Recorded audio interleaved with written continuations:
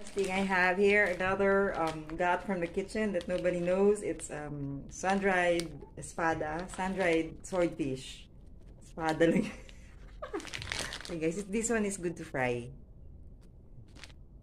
Guys, please support my store, my merchandise store in my blog. It's Carmina Store at my blog. I'll link it down below, all about leather items, shoes, bags, and other homeware. A lot of things, guys. Clothes. I will upload more.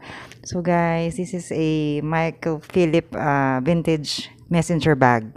Okay, so check out, guys. See the link below. Thank you, guys. Guys, I have another hack. If you are, some kind of pressured for the week, what you're going to do, light a candle and say your intention, pray, so that everything will be clear. Sorry guys for the candle ha. This one is kind of not, this one is supposed to be what I'm gonna do. And yeah, so please, yeah, this is a good hack, like, praying and asking for your, some, help um, from above, and whatever your faith is, you just believe, and just have your heart ready for the week. Whatever you're gonna do, be positively looking forward to the whatever you want to accomplish this week. All right, so guys, I hope that helps. Okay, thank you po.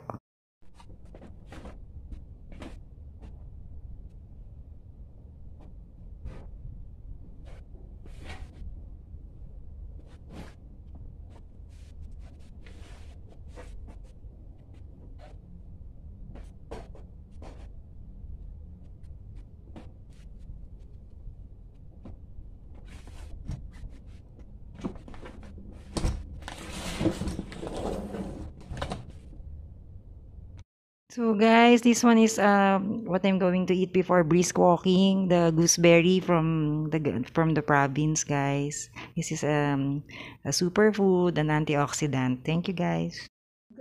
So guys, I tried to find food at home, so I got cookie, graham cracker, and then the gooseberry, and then sardines, and then I have pickle relish, and then dates. These are dates. I removed the seed, guys. Let's taste this one. Mm. Mm. Good. For this one, guys, deconstructed version, if you like. It's the same, guys.